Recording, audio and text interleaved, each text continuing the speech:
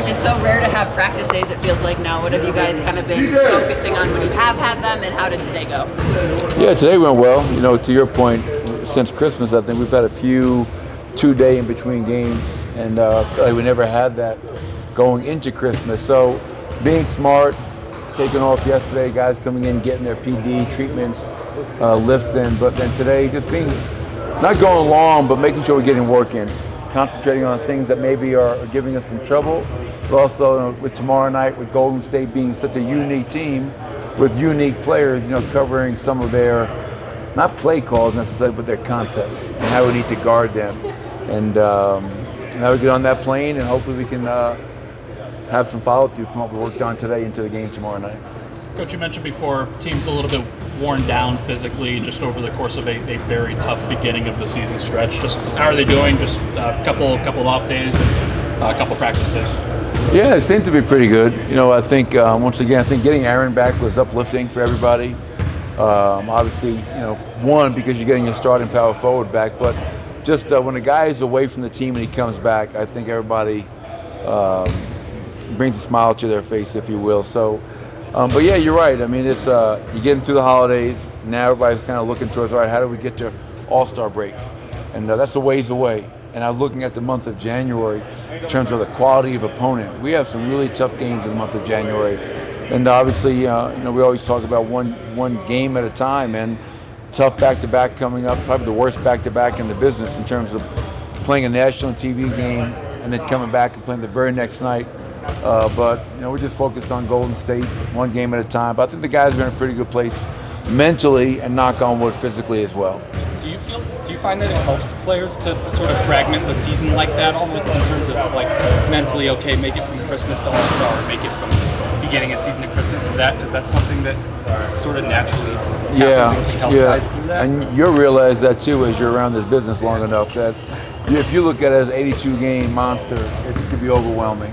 So you have to really try to take it in, you cliche, one game at a time, but 5-game increments, get through the month. We have a 5-game road trip coming up in the middle of January.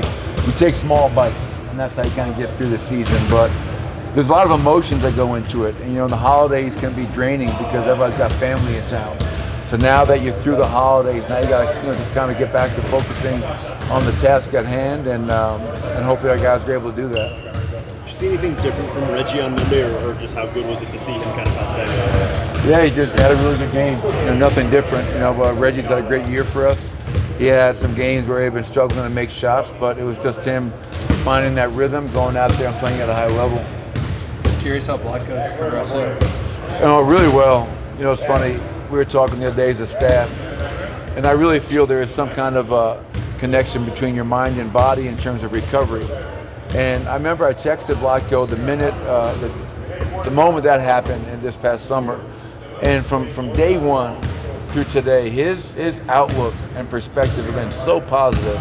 I think he's ahead of schedule. He's doing things that I'm surprised that he's doing in terms of running on the treadmill, coming out here, going through a workout and shooting the ball. So unbelievable positive mindset.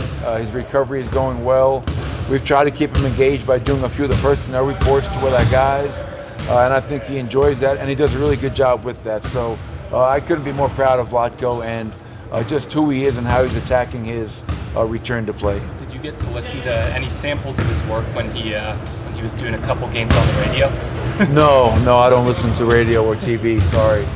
I'm sure Katie and Kaz and Scott and Crystal, Vic, Dempsey do a great job, but I have not gotten a chance to listen to Vlatko's radio insights.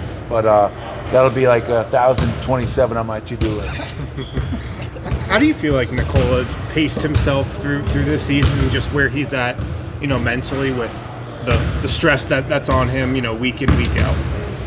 Yeah, I think he's in year 9. I think he understands the grind of the NBA, and when Jamal was out with injury, I think he realized that he had to step up and be really aggressive, which he was. And now that we're back kind of whole, I think he understands what he needs to do. I don't know, I wouldn't use the word pace. I think guys that, I learned a long time ago, man, everybody says, hey, the NBA season's a marathon. I've run marathons, and I've seen the guys that win marathons. They don't pace themselves. They're running sub 5-minute miles. So you can talk about, oh, it's a marathon. I think pacing yourself is what losing teams do. Nikola knows the appropriate level he needs to play at, and I think he plays hard every single night. Sure. And depending upon the situation, he may look to be a little bit more aggressive at times, but when you're an MVP candidate, one of the best players in the NBA, I think there are ups and downs to a season, but I don't know if pace would be the word I would use. When you call timeout or the other team calls a timeout in a game, what's the first thing you're looking at when you get a stat sheet? For me, it's usually what are they shooting? What's that field goal percentage defense? How many do they have in that paint? So I have a list of questions for Rival, and he's probably like, the guy is such a good coach, and he's got to be so sick of me. Because every time out, what are they shooting? How many in the paint? How many offensive rebounds? How many turnovers do we have? So it's kind of like a broken record by now. But those are the things, and actually I think we're trying to get some of those, the assistants are so tired of me asking that. They're trying to get it put up on our big screen so they can just say, it's up there. So, they don't want to work as hard as they used to. But it all depends on the flow of the game. How are we playing? But for me, the first question is always going to be a defensive. And if I know that we're getting our butts kicked from the three-point line, is how many threes do they have? So it's the questions will kind of go into the flow of the game, but always a defensive mindset first and foremost. KCP had this wraparound pass. You got to dive on that, man. That's a 50-50 ball. Dive on that. That was a test and you failed. Talk about practice. KCP had this wraparound pass to Nikola against Charlotte. Yeah. Have you felt like that part of his game is evolved since he's become a Nugget? It's funny, when you talk to him, he'll tell you back in Detroit, he was like a much more of a playmaking guard. They put him in more pick and rolls.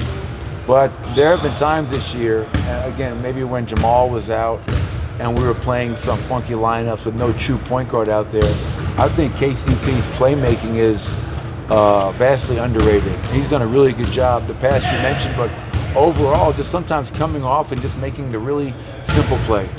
And anytime, if you want to get an assist, I think put yourself in two-man game with Nikola and throw him that pocket pass.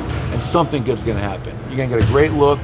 Nikola's going to score, or he's going to find the guy who's open on the weak side. But yeah, I think KCP's offensive game is not just his three-point shooting, it's also his ability to make plays off the dribble, and that's been kind of fun to watch that part of his game be shown this year.